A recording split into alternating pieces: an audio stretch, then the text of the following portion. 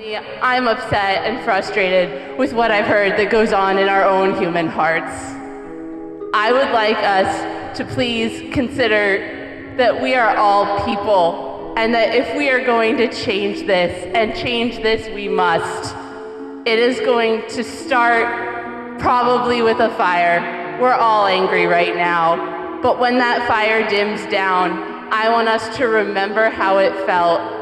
And in 3 years from now, I want us to still be thinking about the choices we make regarding our treatment of women and of people, because women are not the only people who are affected by rape culture.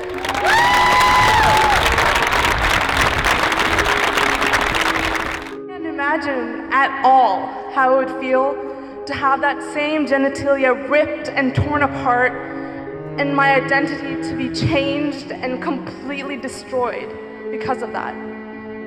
I can't imagine what victims of rape and sexual assault go through. I haven't faced it. But I'm sure that there are people sitting in this audience right now who are too afraid to speak up, who are too afraid to let everyone know that there are people out there who are willing to hurt you because they don't think that there will be any consequences after that.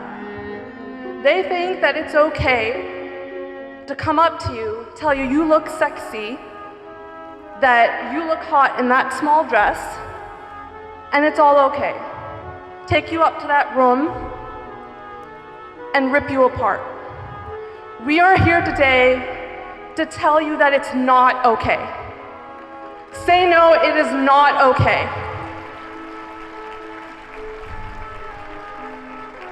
And honestly speaking, I think it's really sad to know that it took this article from Rolling Stone for us to come out here today. It took an article that discussed such a serious matter for us to realize that it was actually going on in our grounds. We do not want sexual assault on our grounds. We will not have that here. What she gets wrong is the idea that UVA is a prime example. It happens everywhere.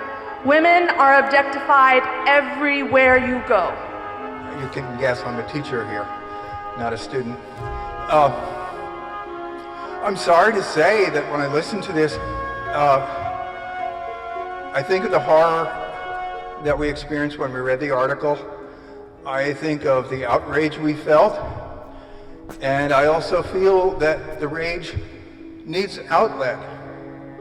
I understand that we're a community, that we should change our hearts, that we should be more supportive of each other and all of these things. And I also think we are living in the middle of a university filled with privilege that has guaranteed that if we behave ourselves, our privilege will continue or prosper. The only thing that changes an institution or changes a business really is a threat. And I think the threat that we have is the threat to its business as usual. It's built into the way that we do business here. And if we can't stop the business for a moment and ask, how is it we're doing business? How is it we could do it differently? And I don't think it's just another committee. I think you have to really, stop the wheels for a moment. This is something that hurts all of us. This is not something that just hurts specifically a gender, specifically a race. This is something that hurts all of us. When someone becomes a violent being, something changes. When you're enacting violence, you don't become human anymore. You become something else. That's a problem. So, I want to also say that this is not just about who's right or who's wrong. It's about the greater uplift of all of humanity. We have a voice. We have rights. We can band together. We have power together. We can't be looking at the administration to give us that power. We have to take it from them. Thank you.